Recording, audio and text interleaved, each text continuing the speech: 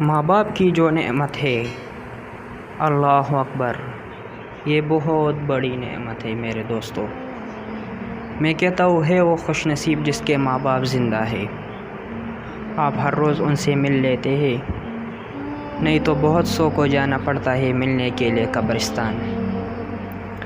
میرے دوستو اگر یہ ہے تو ان کی قدر کریں، ان سے خوش اخلاقی سے پیش آئے، احترام سے پیش آئے۔ حضرت بایزید بسطامی رحمہ اللہ کا ایک واقعہ ہے کہ اپنے ماں کو کہا کہ ماں تو مجھے اپنے سارے حق معاف کر دے، میں رب کو راضی کرنے کے لیے جا رہا ہوں۔ تو ماں نے کہا کہ جاؤ بیٹا، تو گیا اور جنگلات میں اپنے رب کا عبادت کرنے لگا۔ اتنے میں 12 سال گزر گئے میرے دوستو، 12 سال۔ جب 12 سال بعد اپنے گاؤں کے راستے پر جا رہا تھا تو دل میں خیال آیا کہ ماں کا بھی پوچھ لیتے ہیں۔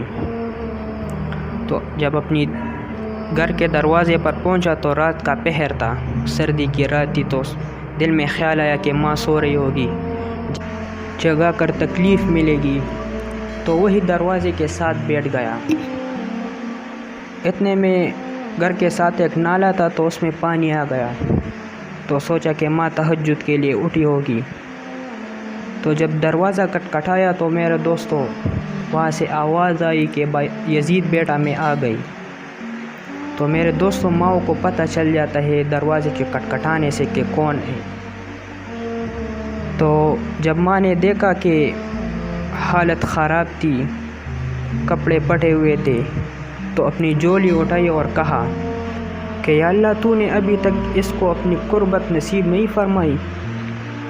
تو حضرت بایزید بسطامی رحمہ اللہ فرماتے ہیں کہ 12 سال کے اندر وہ چیز مجھے حاصل نہیں ہوا جو کہ ماں کے اٹھی ہوئی جھولی نے حاصل کر دی۔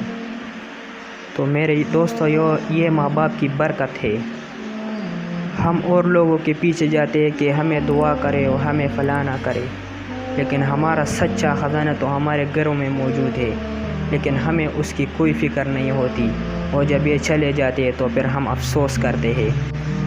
اس لیے اگر والدین زندہ ہے تو ان کی قدر کرے اور ان سے خوش اخلاقی کے ساتھ پیش آئے، کیونکہ میرے دوستو یہ ان لوگوں میں سے ہوتے ہیں جب یہ ایک دفعہ چلے جاتے ہیں تو پھر ہمیں افسوس کے علاوہ کچھ حاصل نہیں ہوتا، اور یہ پھر دوبارہ لوٹ کے نہیں آتے۔ اس لیے کہ ان لوگوں سے پوچھنا چاہیے ہمیں جن کے والدین نہیں ہیں کہ ان کو کتنا غم ہوتا ہے ان چیز کا کہ ان کے والدین فوت ہو گئے اور اس نے ان کی خدمت نہیں کی۔ لہٰذا ہمیں چاہیے کہ ہم اپنے والدین کی خدمت کریں اور ان سے احترام کا مظاہرہ کریں۔